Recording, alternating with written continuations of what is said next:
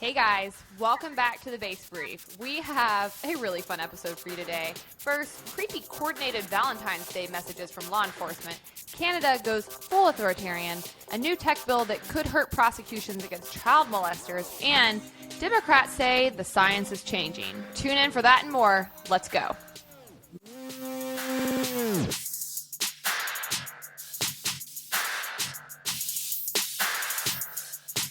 All right. Happy belated Valentine's Day, Brad. Did you have a nice one? Happy Valentine's Day. I did, although I'm sad because my Valentine is going to Uganda on a medical mission trip for a week and a half, leaving later today. So I am crying a little bit inside, but that's okay. We're gonna be all right. On your front, I know that you may not have had a date on Valentine's, but you do seem to have kicked off a new internet trend that I want to talk about, because folks might remember we talked about how you identify as having a different birthday. No, like you just moved your birthday because when you had your birthday sucked. Well, I saw a tweet that was blowing up and going a little viral from some blue check journalist who said, "This is a new one for me. A friend told me his wife doesn't identify with the month she was born, so she moved her birthday to a different date to be more in line with her inner identification." Fascinating. Now, they're making this like a woke thing, but I think you started this trend. I started a birthday freedom movement, it appears, and I could not be happier because nobody should have to have a sucky birthday. Now, I didn't do it because I identified with a different month. I just wanted more presence and attention, like, to be clear. Because December 30th... I can't get over that, what you just said, birthday freedom movement. Listen, we are about breaking chains of oppression here at the Base Brief, and having a bad birthday is one of them. But listen, I'm dead ass serious about this. Like, having a birthday on December 30th is awful. It is. I can't think of a worse birthday, and I really do mean it. 2022, Hannah Cox's birthday is October 17th. 11? October 17th is the day. September 11th is not a great birthday to have, but I bet it's still better than December 30th because at least the weather is pleasant and people are not broke from the holidays. So you probably still get good presents, and maybe even better presents because people feel bad for you because your birthday is 9/11. I bet so. I don't know. Well, I wouldn't move my birthday there. I'm just saying December 30th is worse. But 2022, like I said, October 17th, it's game on. My birthday's moving back to October 17th. And anybody who wants to join me in this birthday freedom movement is welcome. All right. But you know who's not welcome, actually? Law enforcement. Because I cannot handle it with these agencies. Brad, I know you saw at least part of this. A lot of people were paying attention to this message from the ATF on Valentine's Day. They posted a truly creepy Twitter post that said, "Valentine's Day can still be fun even if you broke up. Do you have information about a former or current partner involved in illegal gun activity? Let us know and we will make sure it's a Valentine's Day to remember. Call 188-ATF-TIPS or email." And they have like this creepy logo that has like a broken heart that says, "Got an ex who buys or sells guns illegally? We would love to meet and treat them to a Valentine's Day surprise." So I just found this whole thing so creepy. The way they wrote this post, like, I think they were trying to be funny when they say, "Let us know, we'll make sure it's a Valentine's Day to remember." I don't know about you, Hannah, but I don't have a ton of exes. I don't have a ton of dating experience, to be honest, but I can't really imagine what an ex would have had to do to me for me to snitch to them, to the Alcohol, Tobacco, and Firearms Agency, and potentially get them swatted on Valentine's Day for revenge. That is very extreme. It's very creepy the way they're soliciting this. And also, it's like you're probably not over the person if you're literally swatting them with the ATF on Valentine's Day. Yeah, I think this is truly unhinged. If you know anything about the ATF, they frequently have murdered American citizens, dogs. They have set buildings on fire of citizens. Like, this is not a trustworthy agency at all. I'm highly creeped out that they would advertise this and that anybody would actually turn it. Listen, I have some bad exes, but I would not turn any of them into law enforcement to have them murdered by government proxy, which is essentially what this is advertising to other people.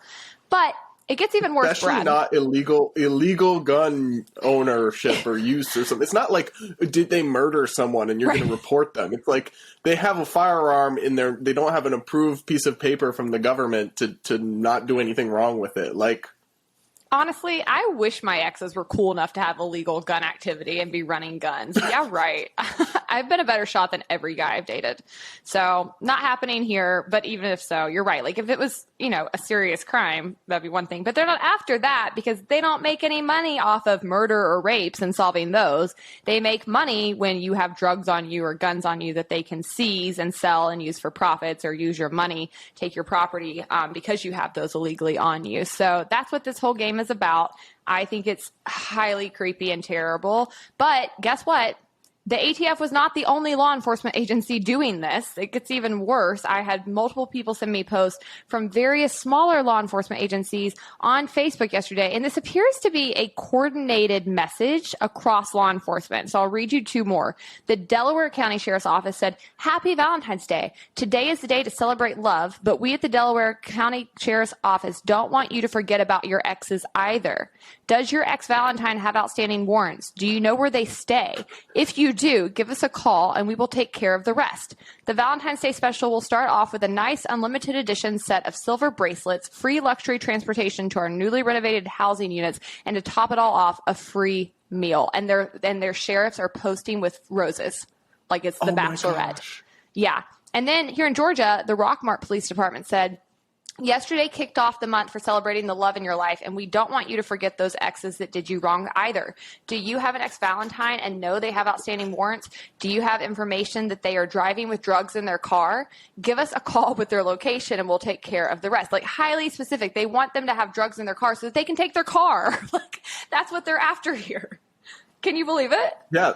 Because of civil asset forfeiture, right? They can just confiscate the car, sell it, and put the funds in the police department budget.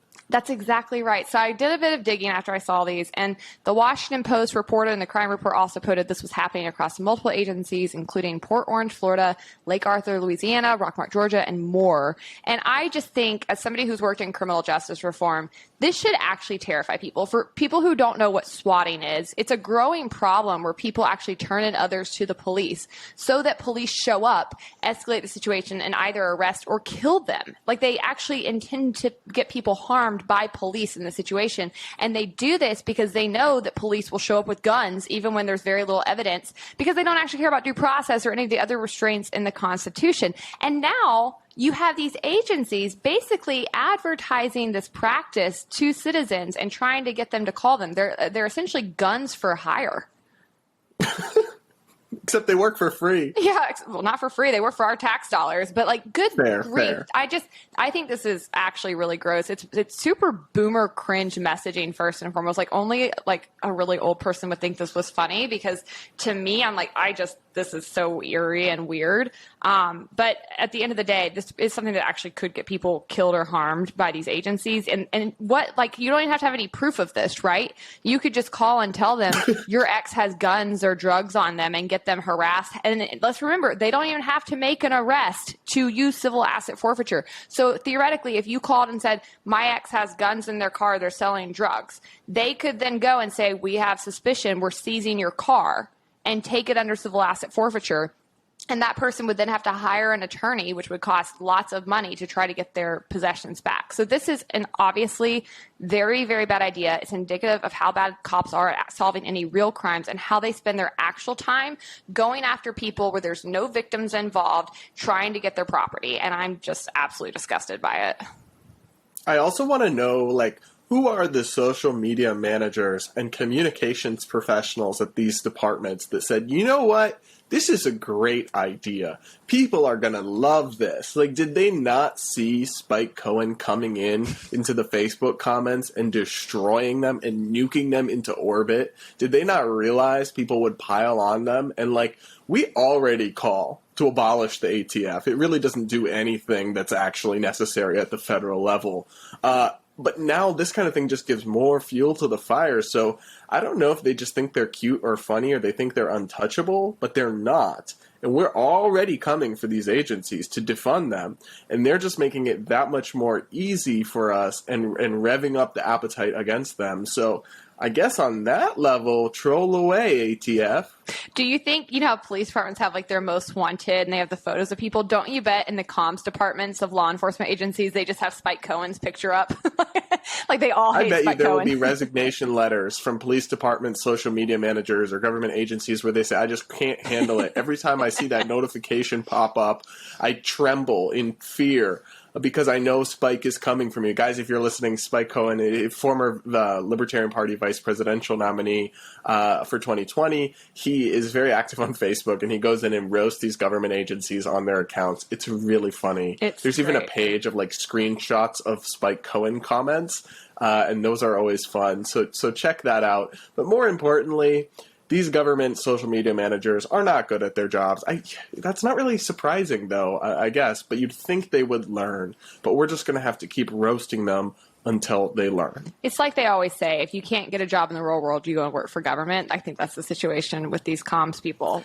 But aside from them, I know it's only Wednesday, but it has already been a long week on the Psychopaths in Government Watch Beat, which Brad and I are dedicated to. We try to stay on top of it. And this week, Justin Trudeau decided, he's the Canadian Prime Minister, and he decided that he just wants to become a full-on villain and has been going to town trying to use emergency powers in Canada to undermine the very successful protest movement by the truckers there. Brad, I think you have more of the details, but this is scandalous. I am outraged over what's happening in Canada. Yeah, unfortunately, Justin Trudeau is no longer hot. No. Well, I want to submit that while he has a pretty face, he has chosen to waste it all along. He's never been hot because of how he acts. You have to act base to be hot. That is the main criteria. I think he's pretty regardless, to be honest. He's a very good-looking guy. So on Kennedy a few weeks ago, I said that he was a waste of a pretty face and that he could have been hot had he chosen to act differently. But somebody commented on that clip and said that Justin Trudeau looks like a Cabbage Patch doll. And now I can't get it out of my head. Every time I see him, he does look like a Cabbage Patch doll, which, Brad, I don't know if you know what a Cabbage Patch doll looks like. They probably were gone. I do. Okay, but I had one, and he looks just like it. What he increasingly reminds me of is not a Cabbage Patch doll, but Emperor Palpatine from Star Wars. So first, I'm going to play for you guys, what Hannah already queued this up, but a little bit more of the details. This week, Trudeau invoked the Emergencies Act, supposedly to keep Canadians safe, which will, according to the Wall Street Journal, allow him to limit public gatherings in a bid to end disruptive demonstrations in the capital city and along the Canada-U.S. border. He is actually declaring an emergency and invoking all these expanded powers. Take a listen to what he had to say. The federal government has invoked the Emergencies Act to supplement provincial and territorial capacity to address the blockades and occupations. This is about keeping Canadians safe, protecting people's jobs, and restoring confidence in our institutions. So they always do this. Whenever they're doing an emergency power grab, they say, for your safety, for your safety. And the Canadian Civil Liberties Association came out against the government's decision on Monday, saying the standard for invoking the Emergencies Act has not been met.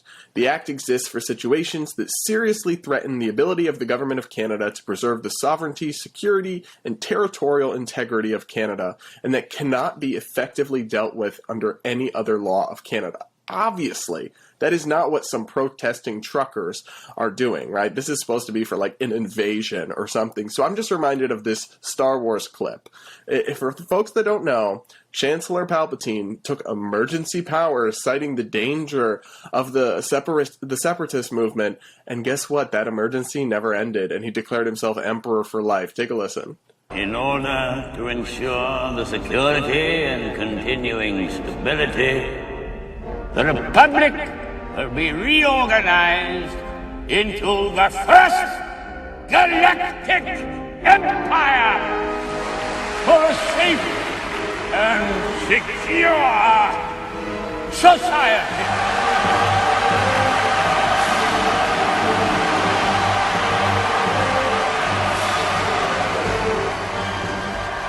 So this is how liberty dies. With thunderous applause. So Hannah, I know you're not a huge Star Wars fan, but tell me those two vibes aren't pretty much the same. Yeah, he's definitely in the same territory here. And I think this is really disgusting. This is why government should never get emergency powers. You get these powers, very limited, very defined, and that's it. There's no emergency where you ever get to trample over people's civil liberties and rights. And nobody supporting this kind of action can ever claim to be pro-democracy ever again, because protesting is one of the most essential functions in a representative government. It is absolutely unacceptable. It's so important. Our founders enshrined it in the First Amendment. It is how you petition. It's how you change things. And I've heard this very eerie talking point from many talking heads on the left recently, where they say, oh, you just have to wait for elections and vote these people out. And that was not their energy under BLM protests, let's keep in mind. But secondarily, they're saying, oh, you should just wait, elections have consequences, vote them out. Absolutely not. Absolutely not. It is appropriate to vote people out at those given points, but you don't just have to sit there and take it for 2 to 4 years until you get the next chance to vote these psychos out. No, protesting is how we affect change. It actually, I'll say this over and over till I'm blue in the face, has found to be the most effective way of actually achieving political change. Nonviolent civil disobedience, protesting, is how you get things done. It's how you rally people to your cause. It's how you continue to impact the government off when we're not in election year, and it's so vitally essential. So to see them really come in and clamp down and try to actually turn people into criminals, try to actually take their resources, try to actually use the might of government to clamp down on this is eerie and authoritarian. And you don't get to claim to be anything other than a fascist if you're behaving like this. So I have a question for you, Hannah, because we might actually disagree about this a little bit. I don't know. I'm very much with these protesters. I'm against the mandates. I think they should just get rid of the mandates. They can all go home. But I said this about BLM, and I also said this about the so-called Extinction Rebellion, the crazy climate protesters here in D.C. I really don't think protesters have a right to block bridges or block road traffic. I think when they start doing that, they're crossing the line from peaceful protest into actually violating the rights of others and their freedom of movement. When an ambulance can't get through, when you can't get to your job because of people's demonstrations.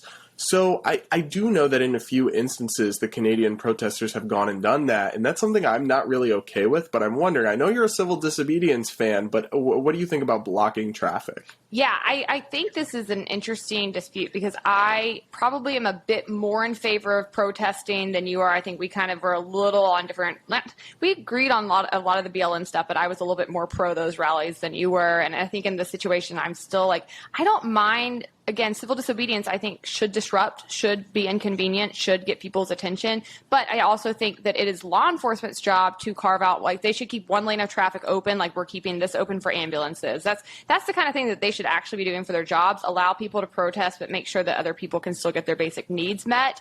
So I am sympathetic to the idea that blocking roadways could prevent somebody who is dying from getting to a hospital. I do think that's unacceptable. But I also think there are ways of dealing with that and ensuring that certain routes are kept open so that doesn't happen while still allowing people to protest. And we don't really see that kind of energy from law enforcement or governments. They instead try to just come in and shut down the entirety of the protest, and that's wrong. Well, and that's what Trudeau's doing, to get us back to the topic, is he's literally invoking these emergency powers to expand the ability of police to just arrest and fine people at will, right? Take a listen to this part. The police will be given more tools to restore order in places where public assemblies can constitute illegal and dangerous activities, such as blockades and occupations as seen in Ottawa, the Ambassador Bridge, and elsewhere.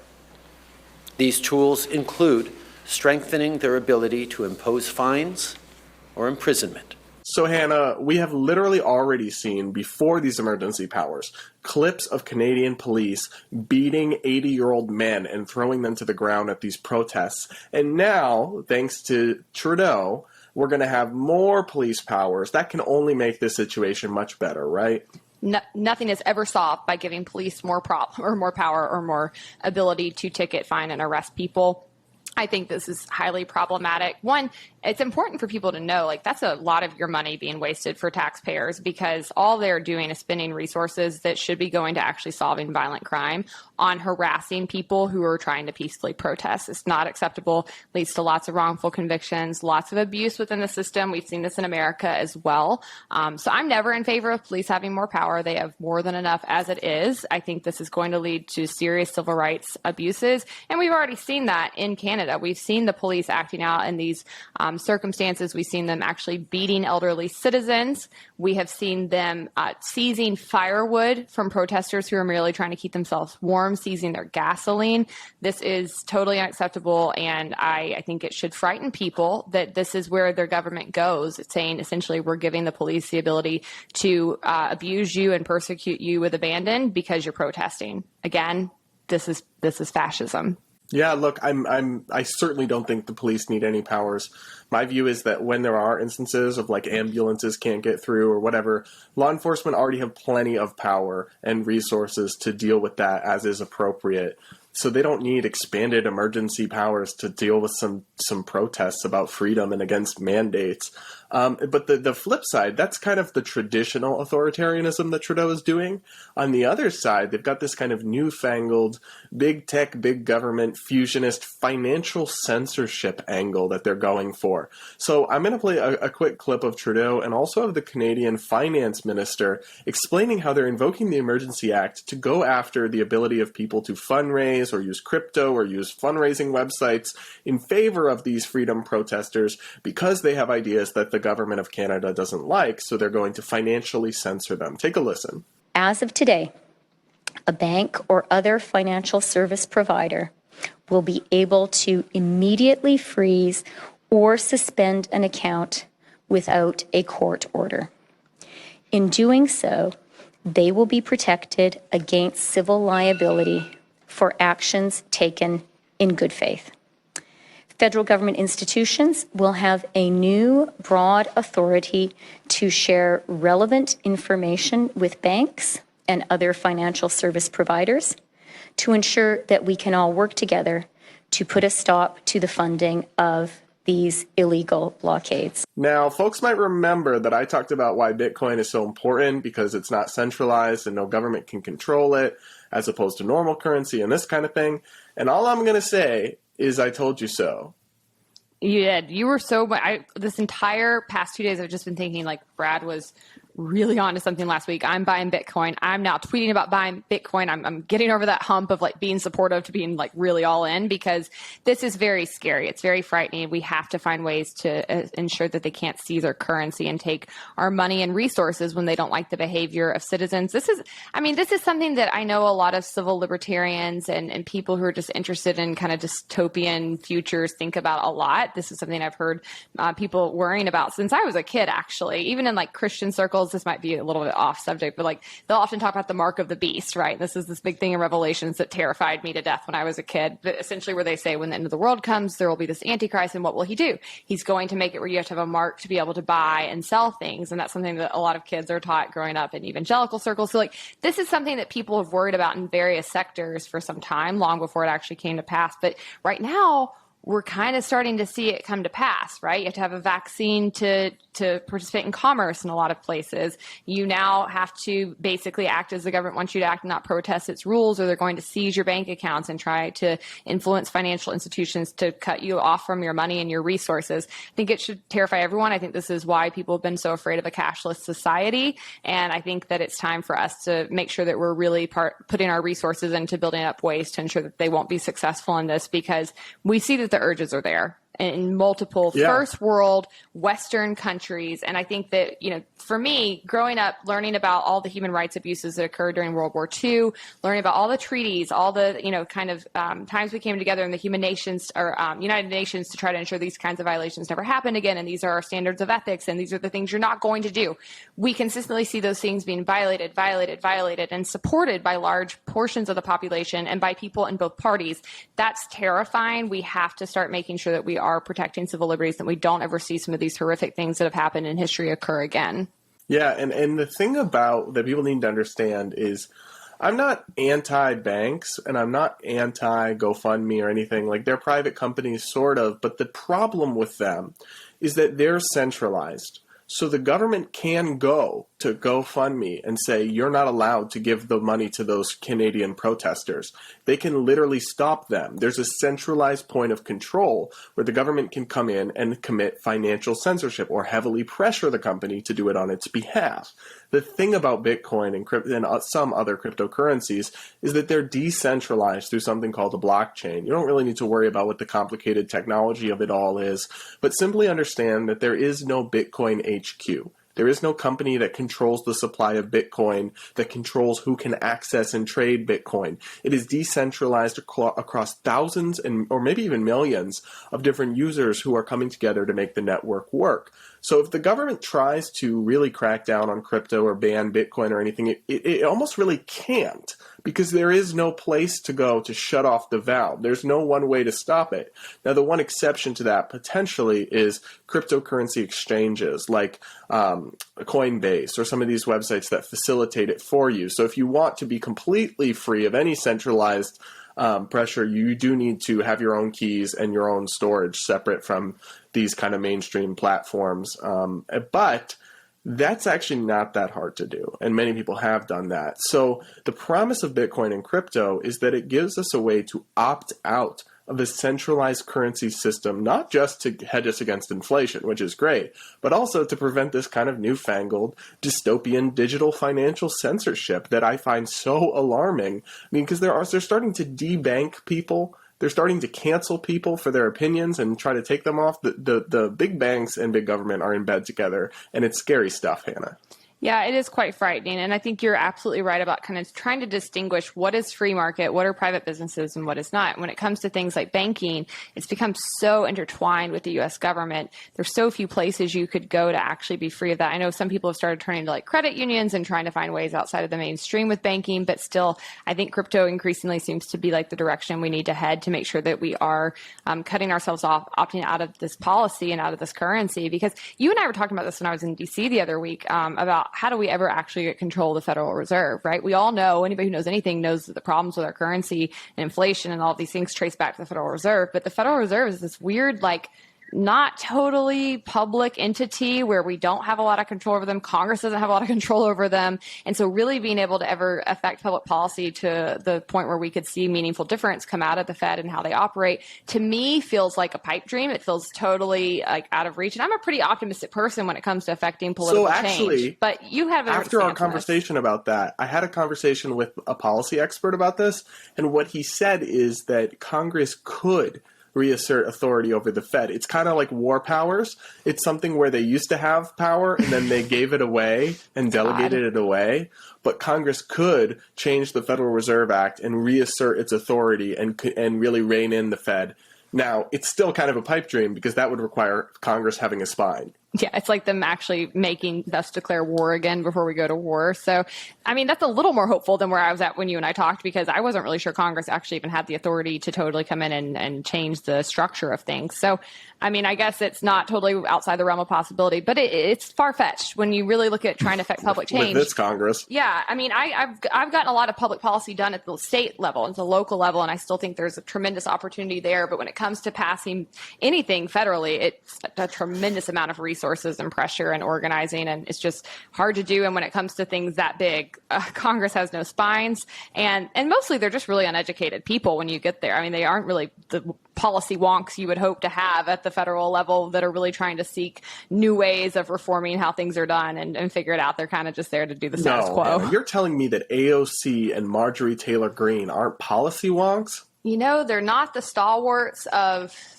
economic theory and public policy that you would hope to have representing people at that level. Not by a long shot. I mean, I can count on one hand the number of people in both parties who really, truly are public policy wonks and intrinsically and deeply understand the things they're voting on and trying to structure. Few and far between. So when it comes to getting out from underneath the Federal Reserve, this is the direction we need to go. I'm starting to really restructure my investments and starting to look at this more seriously, and I think other people should too. And this Canada thing should really freak people out. I mean, honestly, like, it is right across our border. It's so close. We're often like kind of in the same, category when it comes to Canada. Like, obviously Canada's worse than us, but they're seen as being one of the more free representative type government situations. And watching them spiral like this is frightening. And it just reminds you how close it is to our borders and how easily it can happen here. Yeah, I want to touch on one more point about Trudeau before we move on, which is that I want to give the devil his due here and play a clip of him explaining why what he's doing with the Emergencies Act is not authoritarian. Take a listen, Hannah. Let me be equally clear about what it does not do. We're not using the Emergencies Act to call in the military. We're not suspending fundamental rights or overriding the Charter of Rights and Freedoms. We are not limiting people's freedom of speech. We are not limiting freedom of peaceful assembly. We are not preventing people from exercising their right to protest legally. We are reinforcing the principles, values, and institutions that keep all Canadians free. So, I am not very convinced by his reassurances that our freedom is not in jeopardy, and here's part of why. I want to play a flashback clip from a few years ago where Trudeau literally admitted that he admires Chinese dictatorship. Even with Sun TV watching for any slip, he was asked which country he most admired and referred to China. There's a level of admiration I actually have for China.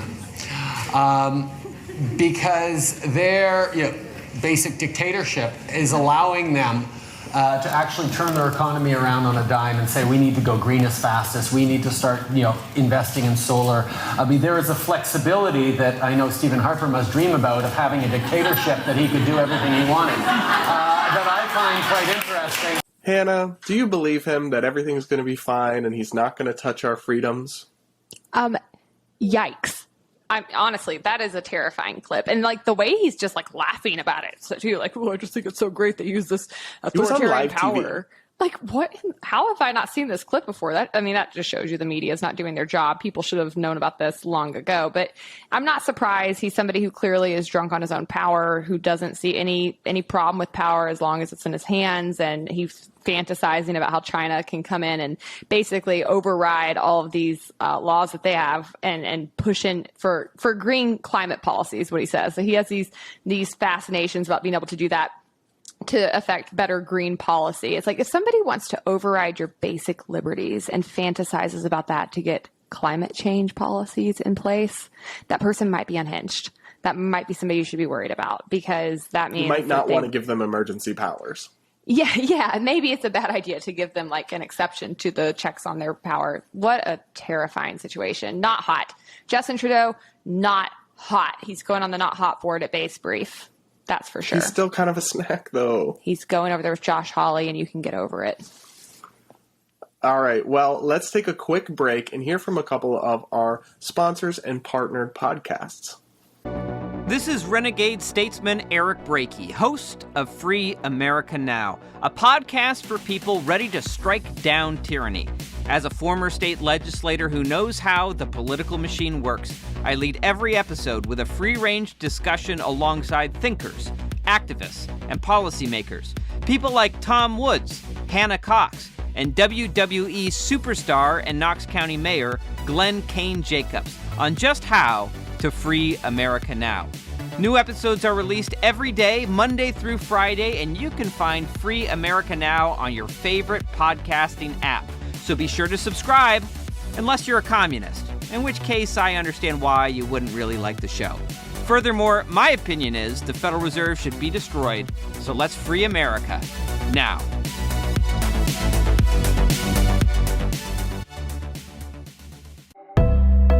At the Heritage Foundation, we believe that every single policy issue discussed in D.C. tells a story. So we want to tell it well.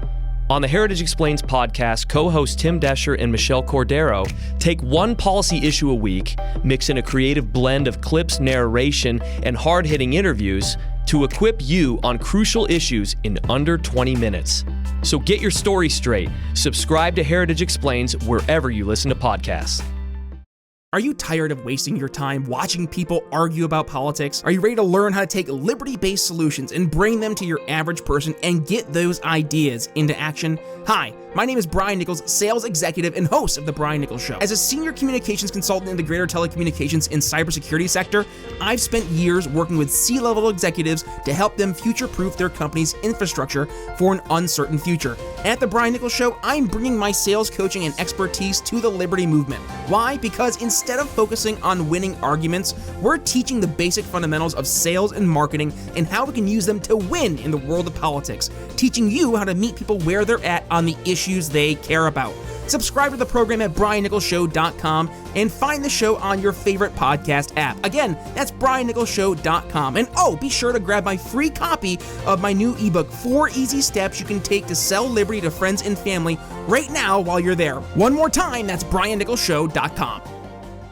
Sorry to be back with even more bad news, but there was a really terrible bill that passed out of the Senate Judiciary Committee last week. It's called the Earn It Act, and I want to go over it with you guys because I don't think it's getting that much attention yet. But I started reading up on it last week, and I became really concerned about what's going on. I wrote an article at basepolitics.com if you want to read that. But I want to talk about it here, too, because I know some people like to listen versus read. And I think that this bill has some really serious implications. What you need to know is it's not totally new. This bill has been lurking in the corners of Congress since 2020, and a lot of free market advocates and civil libertarians were raising concerns all the way back then. I'll be honest, I'm still kind of new to the tech, antitrust beat. I've really just gotten more interested in it in the past couple of years. So now that I'm getting up to speed. But basically, in this bill, the government wants private companies to assist them, meaning law enforcement, basically to, as they say, combat child abuse. So everybody wants to stop child abuse, but frankly, enlisting the private sector in any of these endeavors is always problematic on its face because no company should be forced to help the law enforcement or the government do its job. We pay more than enough tax dollars for them to be doing that job, and there's obvious free market violations right out the gate. But I will say that it seems many of the supporters of this bill are well-intentioned. I think they want to keep kids safe from abuse, as do we all. But as is so often the case when it comes to politics, big government policies that are undertaken in the name of safety, specifically child safety, often fail to improve anything in that situation and make everything else worse in the process by violating very essential liberties. And that's what this bill does. Basically, it says that the government can strip online companies of their Section 230 liability protections unless they provide law enforcement with third-party content. So that's yikes on multiple fronts. It obviously violates free speech, it violates the Fourth Amendment, it violates due process, and I kind of want to quickly break that down. Quick refresher, Section 230 is this often debated piece of internet law that's kind of obscure, but that I've done a ton of work on and that I'm very passionate about trying to help people understand better and work through the confusion around it. Basically, Section 230 just ensures that the First Amendment is applied to the internet. It simply says companies are not liable for what you may write on their platforms. Instead, you, the individual, are responsible for what you say. That's just common sense for anybody who believes in individual liberty. That's how things should be structured. Even without Section 230, the courts would still likely find this to be true most of the time because we have the First Amendment. The problem is that without Section 230, companies would have to spend a lot of money defending themselves in frivolous lawsuits because our court system is junk and doesn't have a system where the loser pays, as it should, but it doesn't. So this would put a lot of small competitors out of business because they wouldn't have the money to defend themselves, even if they were in the right. And it likely would actually incentivize companies to censor people more so that they would avoid the cost of defending themselves in frivolous lawsuits. But basically, this bill would make the First Amendment conditional. It would say that if you don't give us the kind of information that we're looking for, if you don't cooperate with law enforcement to basically seize people's property without a warrant, then we will take away your Section 230 protections and you'll lose this liability protection. So I think that that's a really serious, egregious violation of free speech, highly problematic. Secondly, police are supposed to have a warrant before they can search for things. This is just basic constitutional law. To go around that by forcing private companies to do their dirty work and investigation for them the government is violating the Fourth Amendment's privacy protections, and it's also violating the Fifth Amendment's due process protections, which is just seriously really ghastly and a shameless usurpation of our Constitution. But it gets even worse, because in doing all of this, you see these people, and both Democrats and Republicans are not. This is another bad bill by Klobuchar, but it has Republicans on it too. These people are so mad at big tech. They're looking for any way to go after them. They're saying it's to protect children. I think some people who are supporting this are genuine, but I think a lot of them are just saying that because they want to go after big tech and they know that's a sympathetic argument. But they're so mad at big tech, they're going after every avenue to go after them in such a way that they've actually written a bill so bad that it not only subverts basic civil liberties, it actually would hurt prosecutions against sexual predators. That's how bad it is. It actually would end up hurting the very people that it claims to be working to protect. And here's how. While Congress may have zero respect for a Bill of Rights, fortunately, some in our court system still do. And there's pretty good legal precedent for throwing out any evidence in a case that has been collected through third parties without a warrant, which is exactly what Congress is seeking to do with this legislation. So that means that victims of child abuse or other abuse victims of like sexual abuse on the internet could see a situation where they have this case, there's evidence collected against the abuser online, but it actually gets thrown out because the government used this shady method of collecting it versus getting a warrant and going through the proper channels. And so we actually could see this undermine the very victims they claim to be helping. So it passed out of its Senate Judiciary Committee. That means it's onto the full Senate floor, and people need to be really upset about this. Yeah, look, I didn't know anything about this bill until you wrote about it for us at Base Politics. I'll put the link in the show description. But I was pretty alarmed by it because essentially, like the name says, Earn It Act, they're saying you can only have your Section 230 protections, which are literally what allow the internet and social media to exist as we know it, if you'd help us do our dirty work and you hand over a bunch of information to law enforcement. That should be a major red flag, because law enforcement is always trying to coerce, like Apple, to help them encrypt and break into our iPhones. And all these companies that don't want to do things are trying to coerce them into giving up our data. It's a way to work around the Fourth Amendment rather than have to get an actual warrant and go through a real process.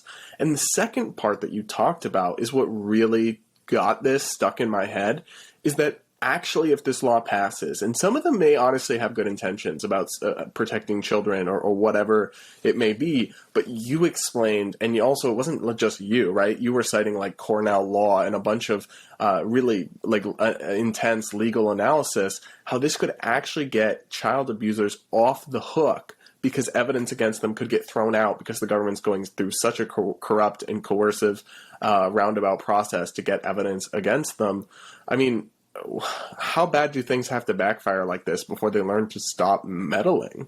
They don't care. That's what it really comes down to, right? They've been warned. This has been going on since 2020. Plenty of people have gone to them and tried to speak out about the problems in this. They don't care because they just want to go after big tech. And because of that, they're willing to really violate any other basic civil liberties to do it. And that's what makes me the maddest about this, is this is not a situation where they don't understand the implications of this law. I think they personally, several of them, like the fact that it gets the government around free speech, around Fourth Amendment, around Fifth Amendment things. They want to undermine those basic civil liberties. And by the way, while I just discussed the worst things this bill does, it has even more implications. Like, first and foremost, it could actually really hurt people's privacy because basically they're saying that encryption, end-to-end encryption, is something a lot of online companies use. That's an amazing thing that we all need because our government is spying on us left and right. It says that if companies won't step up and basically end end-to-end encryption, that they are executing a willful blindness to bad actors that use their services, and they would punish them based on that. So this is something that would further undermine all of our privacy, would probably end up with us having less end-to-end encryption when we're online, less data privacy. That's hugely concerning. On top of that, this is something that would almost certainly end with more abuse in our criminal justice system, more wrongful convictions. They're already using data that they gather wrongfully in those settings to be used in court cases against many people. So this just has a lot of trickle-down effects on top of the really first and foremost problematic issue of violating all these civil liberties. So I, as a whole, I'm just really furious about it, and I cannot. This is one thing that makes me so hype on these big tech issues. Like, I can't stand some of the moderation practices of big tech, but you're crazy if you think that that's worse than what the government is doing to go after big tech. And this is why I always say being principled prevents many pitfalls, because ultimately, if you actually consistently stand for limited government and free market principles, even when you don't like the actions of people out in society, you still end up better than you do when you sell out these things to try to crush somebody you don't like in the private market. And then you end up undermining all of these basic essential rights. And if you think that it ends with child sex predators, you're really, really uneducated. They will use these kind of undermining laws that come in and violate civil liberties to build precedent and then come after you for other smaller things down the road. And if you don't know that, please stop voting. Please stop voting. Wow. Tell us how you really feel, Hannah. You know I will. I'm not drinking. That's my tea you just heard. It sounded like I was taking a shot. Yeah, that's not alcohol. It's not alcohol.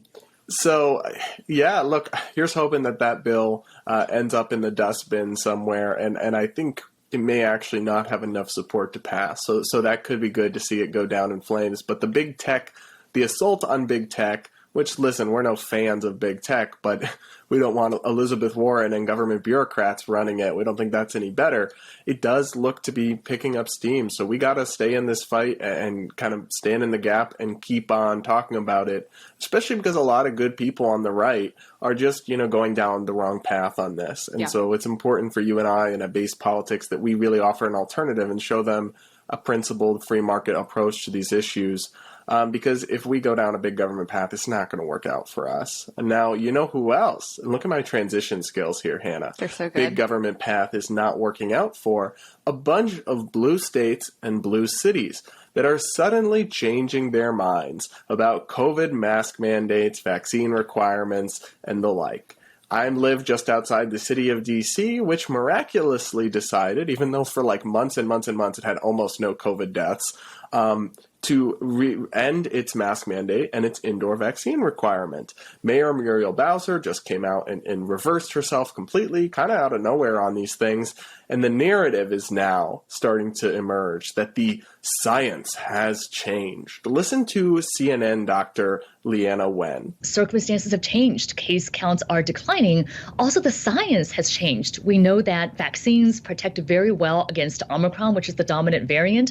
So, Hannah, has the science changed or has the political science changed? It's the political science, 100%. But, we've been saying this all along. Science does change, right? It changes. We learn more. We test things. No science is set or steady as they've been trying to say in their propaganda campaign for the past 2.5 years. And if they'd been more intellectually honest and had a bit more humility, they would have said that from the very beginning.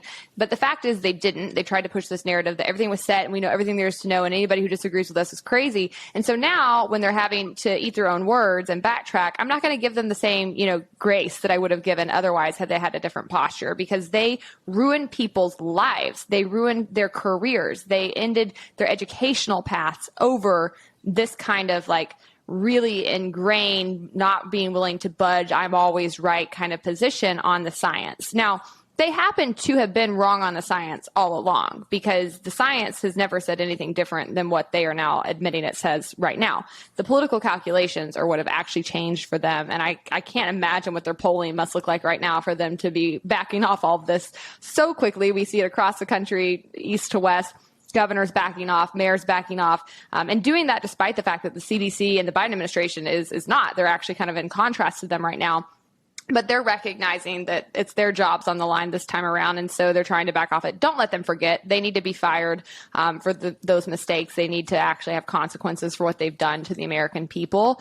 But at the end of the day, I'm glad to see this happening. You have been dealing with these mandates much more than I have, because you've been in Virginia by D.C., which is one of the towns that's continued to actually do vaccine passports and mask mandates. When I visited you the other week, that was actually my first experience with vaccine passports. And oh, wow. Yeah, it wasn't something I'd encountered. I guess the Shaky Knees Music Festival here in Atlanta did it, but that was it. It was a one outlier event that did it. So it was really interesting. And I, again, took incredible pleasure running around and showing my fake vaccine card at all those dumb restaurants. It was very funny to me. The ATF is going to come for you. They are, but don't worry, I'm ready. So, Hannah, I think you made a good point a second ago when you said the science does change. And now they would say that the Omicron variant is what has changed their calculus.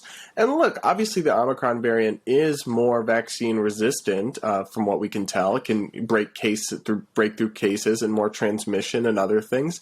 But that was already a possibility before Omicron. And I think the time when the science really actually changed was when we had a vaccine available.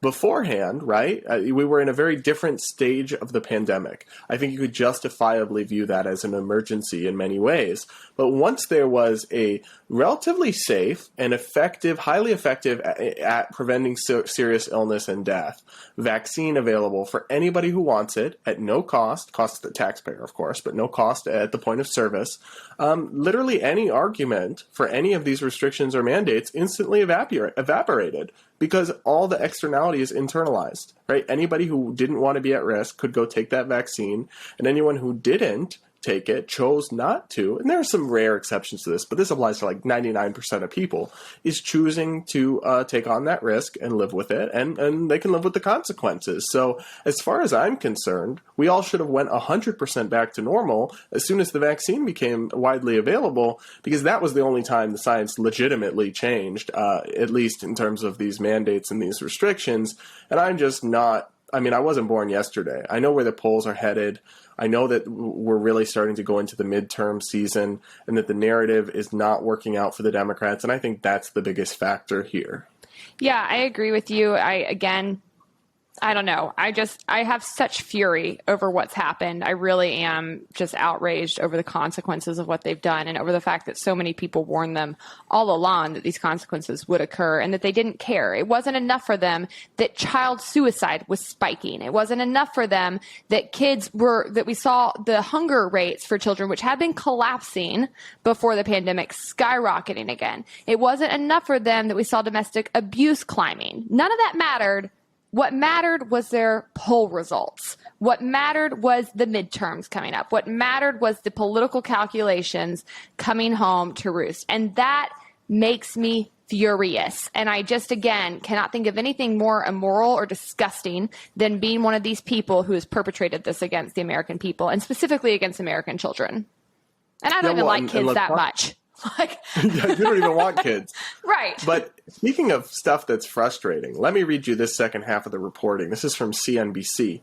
7 states have dropped business mask mandates since late January as declining COVID-19 cases have shifted political winds. Sure, CNBC, that's it. Of those states, California, Connecticut, Delaware, Maryland, Nevada, New York, and Rhode Island, all except for Nevada, still require masks in schools.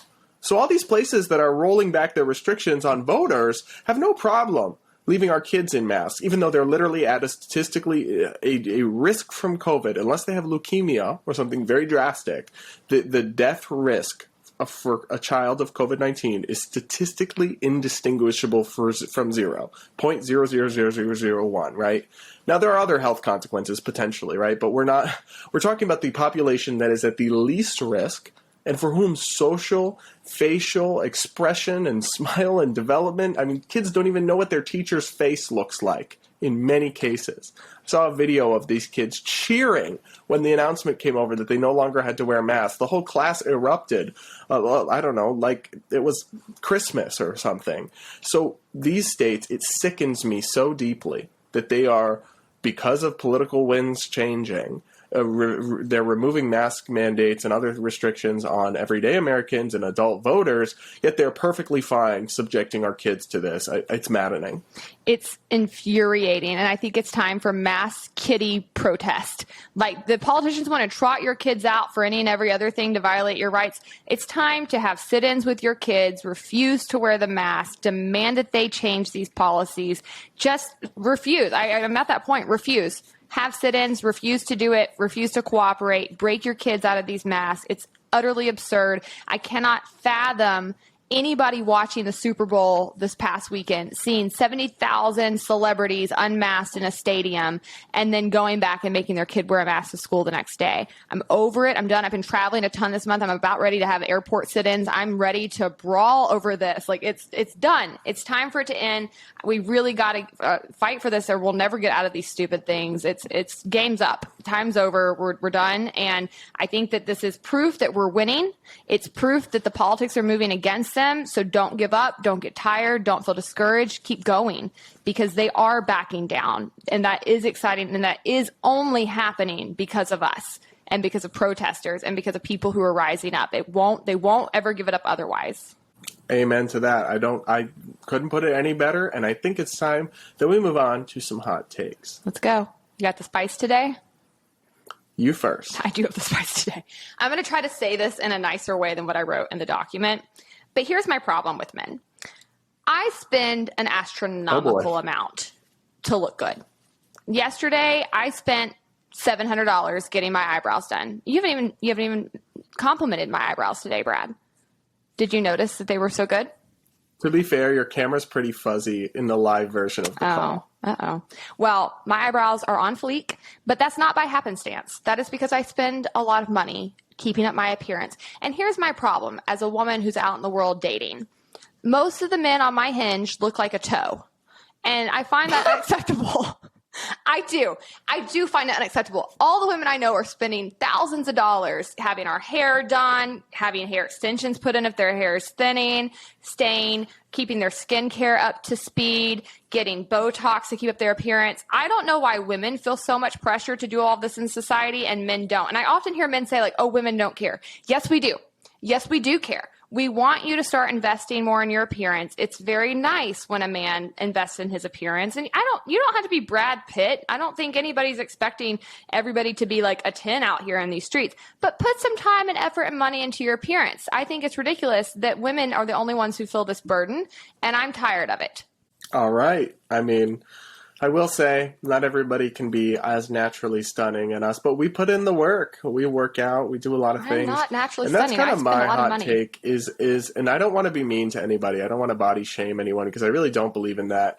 But obese people need to stop trying to put COVID mandates on anyone else, right? With rare exceptions of people who have some sort of thyroid issue or something. For an adult, if you are very overweight, because I'm thinking of some specific politicians, so I'm not going to call them out by name because I don't want to go after their appearances. Yeah, we don't want to fat shame. But you cannot, in good conscience or faith at all, try to mask children or restrict other people's ability to do their jobs when you are not even taking the most basic health steps to take care of yourself, because obesity is one of the single biggest death factors for COVID, right? You can drastically reduce the amount of risk you are at by being healthy. I'm not talking about becoming a fitness model, right? I'm just talking about by basic health and exercise and losing some weight. And you've had 2 years to do it. So if you're still out there looking like a lot, right? Don't come and try to tell us that we need to stop living our lives because even though you're vaccinated and you're not making these decisions, as far as I'm concerned, all people, if you're still scared, you stay home, right? Make your own decisions, but stop projecting your own insecurities and discomfort and risks that you put yourself at onto others. That's my hot take, and I'm not afraid to say, even if they're going to say that's fat phobic. It's not, and I want to actually add to that because it's not fat phobic. There's a very big difference, right? Like I'm very about like not having to be real thin, and I'm not, but there's a difference in not being real thin and being healthy, and we need to quit lying to people and telling them that you can be obese, that this is okay, that it should be celebrated. It shouldn't, because not only does that put you at greater risk for COVID, it actually puts you at greater risk for the top actual killers in our country: heart disease, diabetes, things people are actually dying from en masse. This is the number one underlying condition that continues to impact that. And Americans have been sold this false bill of goods. Number one, we have our own, food industry poisoning us thanks to the government collusion with them. We're being fed terrible products. We're being miseducated on nutrition. The food pyramid. Stupid food pyramid, the sugar lobby, like all of these things are working against you. And then you now have the media come out and saying like, it's fine. It's fine. It's not fine. You don't see this in other countries. It's not okay. It's not healthy. It's no way to live your life. And we have to quit lying to people and saying that this is fine over here. That's not fat phobic. I don't care if you're big boned, if you're thick, that's fine. Work out, be in shape, eat healthy. These are important things that we should actually be telling people if we care about them, and not only their health, but just like their overall experience in life will be better if you are in good health mentally and physically. So yeah, we need to stop telling people. I don't believe in shaming people or demeaning people, but we also shouldn't be glorifying unhealthiness. And that's what some of the coverage of like Lizzo or like this fat is beautiful thing that they do on the cover of magazines or whatever, or even they say like Tess Holliday, there's been features that say fat is healthy. And it's like, hold on. We can say that it's okay for not everyone to look super thin, and you shouldn't hate your body. You have human worth regardless of what your weight is or how you look. And we shouldn't be shaming people, but what we shouldn't be doing is unscientific and kind of health thing where we're like glorifying unhealthiness in the name of wokeness or something, because COVID has really just put a pin on it. It's not just COVID, right? It's heart disease, it's everything you mentioned. America has a lot of people dying from this, so I don't know why we would be glorifying it. But I know, Hannah, we got a few reviews to hit before we head out. Yeah, we do. I'll start with the first one. This says, must listen for your sanity. I like the caption. It's from Kelly from Cleveland. And they say, this podcast, along with Hannah and Brad, are my absolute favorites. I make sure I listen every Wednesday morning as soon as the episode is available. I came across Brad while he was being interviewed on another podcast I listened to over a year ago and instantly loved him. After following him on social media, I found Hannah, then this podcast. It's truly amazing how two people who are so passionate can remain so incredibly level-headed, a testament to their emotional intelligence. If you want a podcast that presents facts, along with some hard pills to swallow if you have fallen into identity politics and tribalism, like so many of us have, this is for you. Listen and share with all your friends. Thanks, Kelly. We're so glad you tune in every Wednesday morning. We love spending, we record on Tuesdays, but we love having that time together with people on Wednesday mornings and hearing the feedback. So thanks for tuning in. Yeah, I honestly really enjoy recording. Like, that's the fun part. Editing it, which I do from like 8 p.m. to midnight on Tuesdays, is not so fun. But what a great review. Thank you so much. Here's the next one. The title is You're So Funny and Intelligent, and the author is Tag Family. It's a 5-star review, and it says, I make sure I listen to every episode of Base that comes out. I've been a big fan for years. I listened to Brad when he did Hot Takes with Cassie and Brad. Wow, that's a throwback. That was in college with Cassie Dillon, my old friend. Then I listened to his Breaking Boundaries podcast. I also loved the original Based episodes that Hannah was putting out doing deep dives. Love that those are still being made. Keep up the great work, guys. And as always, our problems lead back to FDR. Yes. Amen to that. Now that's Based. Thanks for tuning in, guys. Thanks for reviews. We love you so much. And let us know your thoughts on the episode. We'll be sure to respond in the comments. And until next week, stay based.